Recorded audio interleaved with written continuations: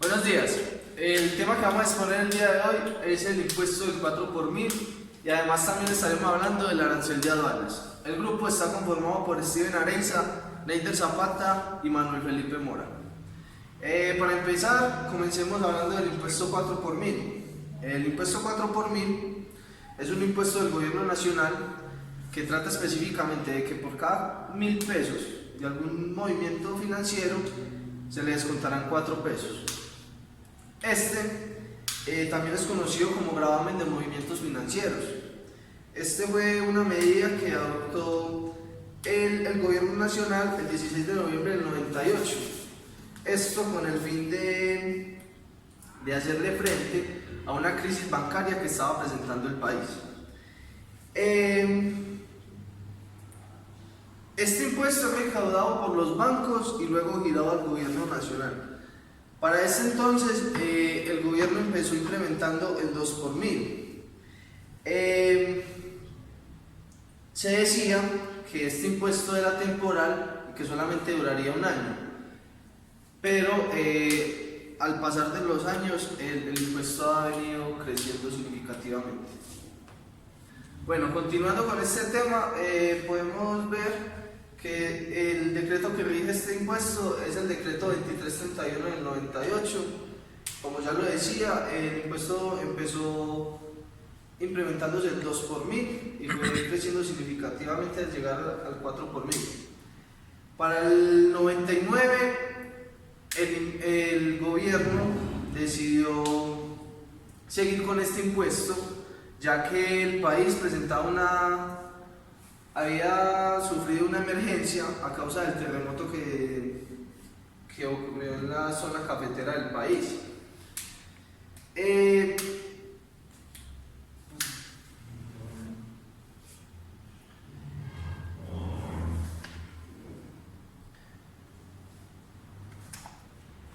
Cuando el 4 por mil comenzó a implementarse en el país, las grandes empresas se empezaron a molestar mucho o a preocupar, ya que ellos transaban mucho dinero.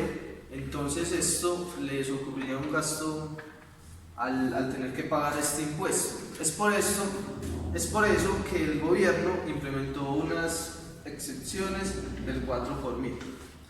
Estas excepciones son: los titulares de cuentas en el sector financiero pueden marcar una cuenta de ahorros como exenta de este tributo. Sin embargo, si la cuenta pasa de los 11.994.500, en movimientos mensuales se aplicará el 4 por mil. Hay otra que es en el caso de los pensionados. Pueden pedir este beneficio para la cuenta donde su fondo de pensiones hace la consignación de su mesada. Además, también se está exento de pagar el 4 por mil si las transferencias entre cuentas corrientes de ahorros, cuentas de ahorro colectivo, inversiones que se encuentran en la misma entidad bancaria pertenecen al mismo dueño o a un único titular. Aquellos traslados entre inversiones o portafolios que se realicen desde una sociedad comisionista de bolsa, una sociedad fiduciaria o una sociedad administradora de inversiones vigilada por la Superintendencia Financiera a favor del mismo beneficiario, también estarán exentas del 4 por mil. En el 2010 se propuso un desmonte gradual de este impuesto para que en el 2018 no se cobrara más. Sin embargo, la crisis del agro en el 2014 llevó a que la decisión se reconsiderara. En 2016, cuando se estaba elaborando la reforma tributaria para el 2018, había propuestas para desmontarlo, pero hoy en el 2019 podemos ver que este impuesto todavía sigue vigente en la economía colombiana. ¿Cuál es el hecho generador del gravamen a los movimientos financieros? El gravamen a los movimientos financieros se da, como decía el compañero Mora, en las transacciones que se dan, transacciones financieras mediante cuentas corrientes, cuentas de ahorro, así como en cuentas de depósitos del Banco de la República. ¿Cuál es el momento de causación del gravamen a los movimientos financieros? El momento de causación se da en el momento de la transacción y este es un gravamen que se da instantáneamente. Es decir, en el momento en el que se hace la transacción se le impone el gravamen a los movimientos financieros. ¿Cuál es la base gravable del impuesto 4 por mil? La base gravable se da en el total de la transacción. Es decir, si hay una transacción de 40 millones de pesos, el impuesto sería de 160.000, lo que corresponde al 4 por mil. ¿Qué tipo de número de cuentas están exentas del gravamen a los movimientos financieros? Como le decía el compañero Mora, hay cierto tipo de condiciones que cumplen para estar exento del 4 por mil. Él nos expuso una de tantas y eso está en el artículo 879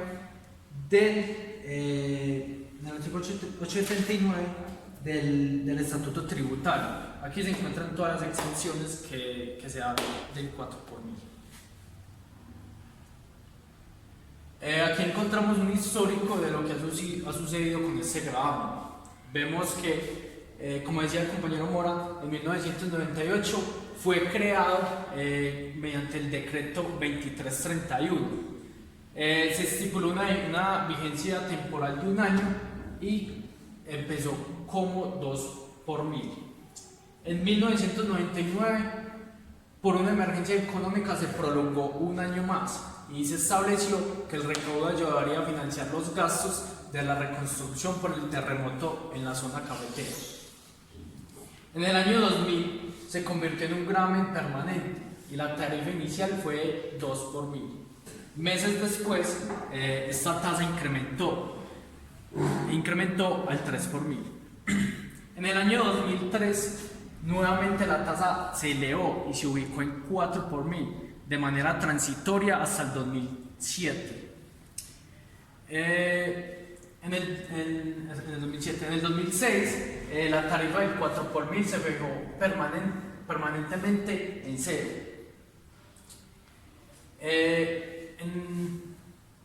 Luego se manifestó que ese impuesto podría tener un desmonte gradual. Esto sucedió en el año 2014, el cual el desmonte sería en el año 2018.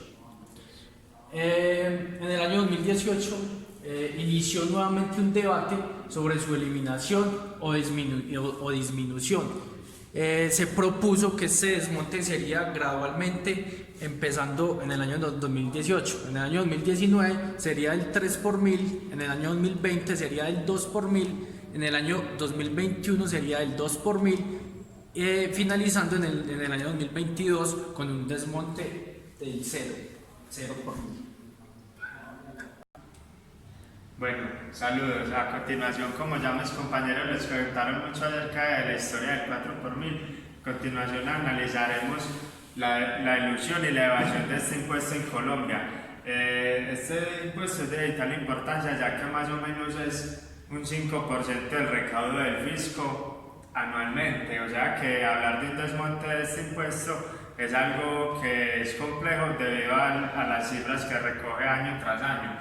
Pero entonces, entre el análisis de la ilusión y la evasión, hablamos que se da primordialmente en las exenciones realizadas por parte del gobierno nacional a ciertos grupos privilegiados o a empresas o multinacionales. Entonces, entre una de ellas está como el factoring de una manera legal de eludir el impuesto.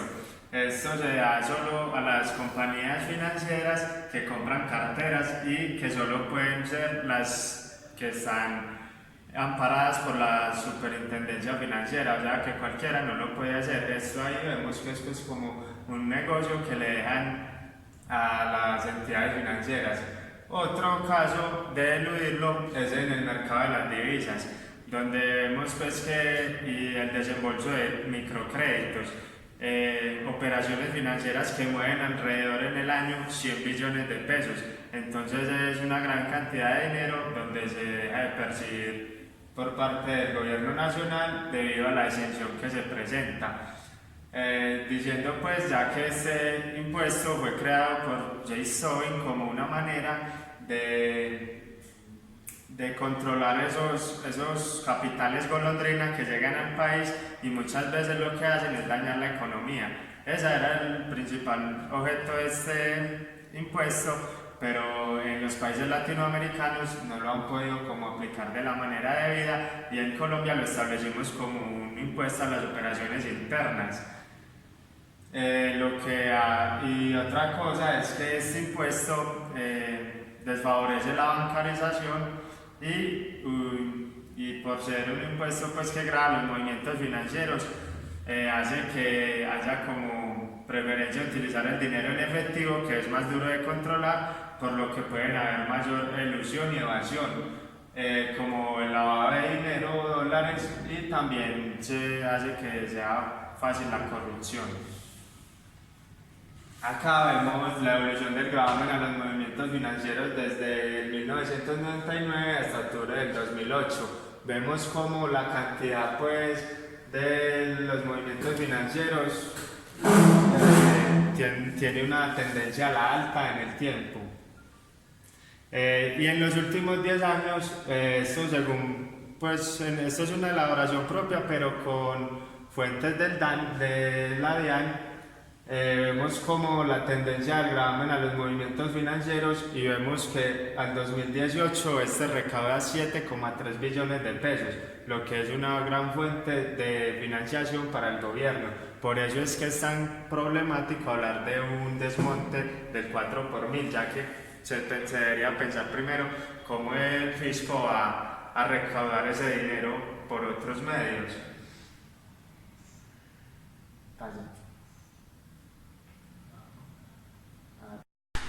El segundo tema que vamos a presentar el día de hoy es el arancel de aduanas, como bien lo decíamos al principio.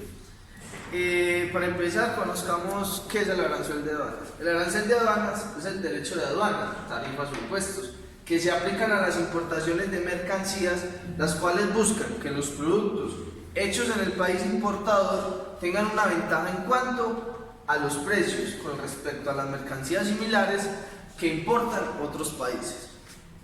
Además, los aranceles constituyen una fuente de ingresos para los gobiernos. La clasificación del arancel. El arancel ad valorem se calcula como un porcentaje del valor de la importación.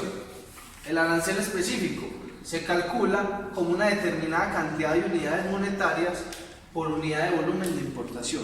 Y el arancel mixto, que está compuesto por un arancel ad valorem y por un arancel específico.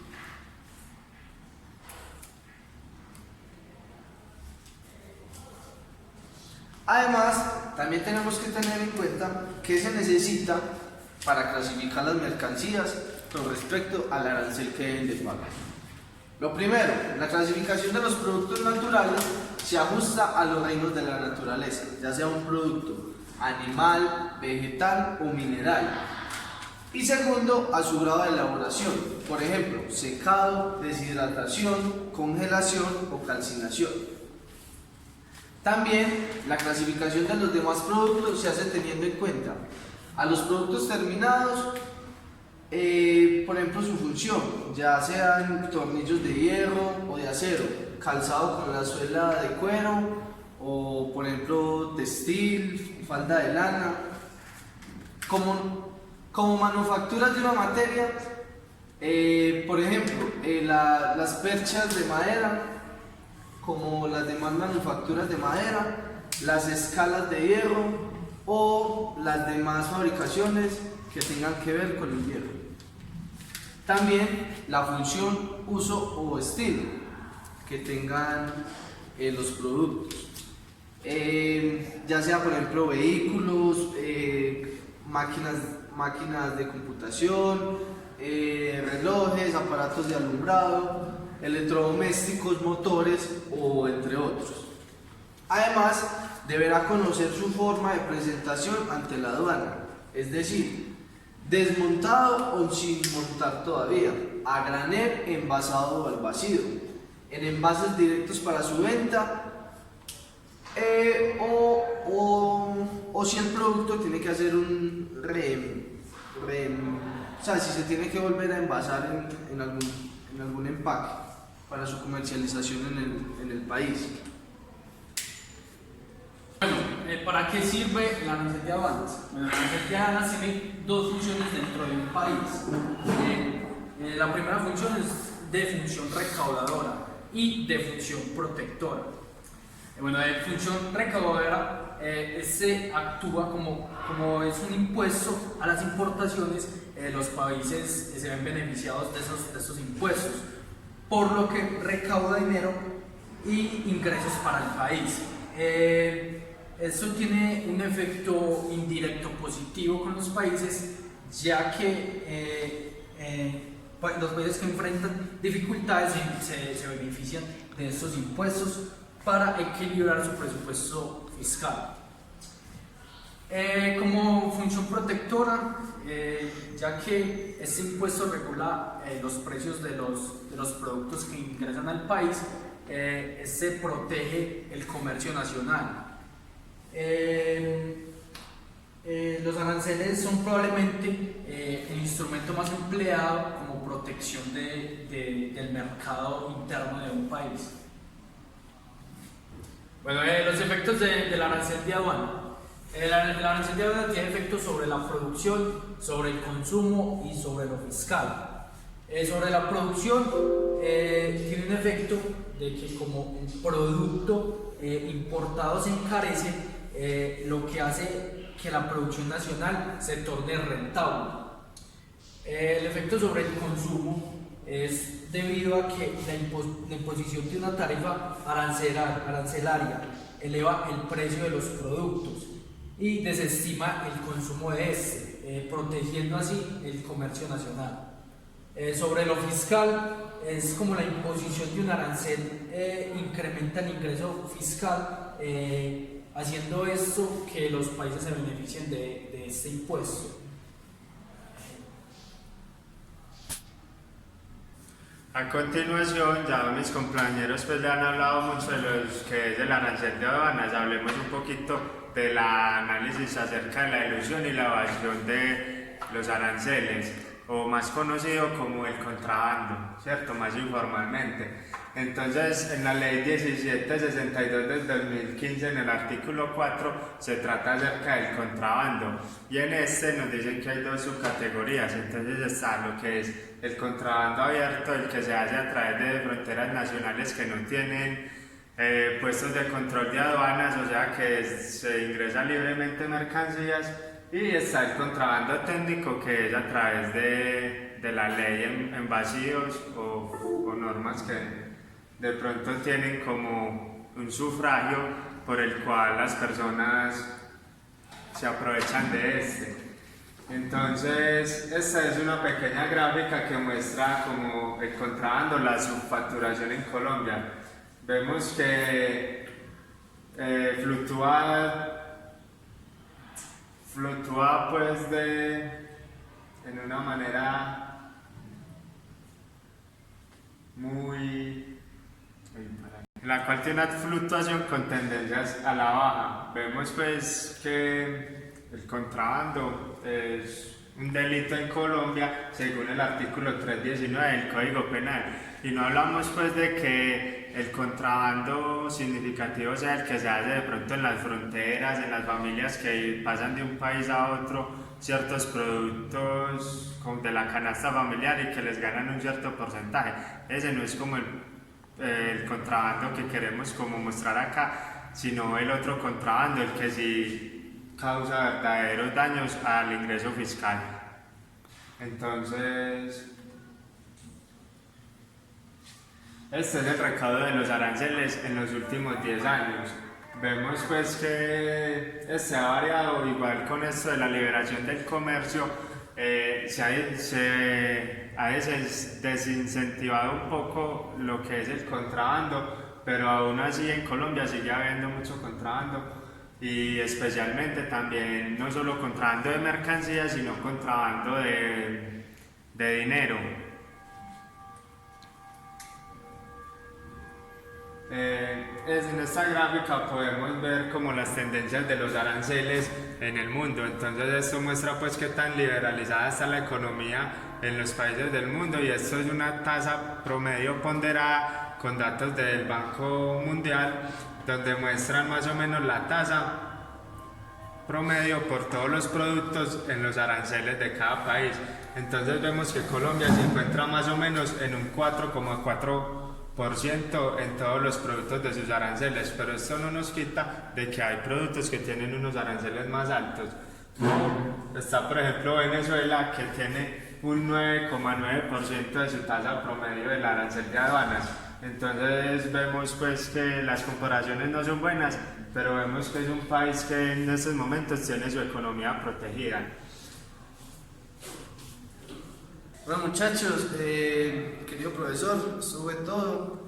Esperamos que haya sido de total comprensión los temas, y hasta la próxima.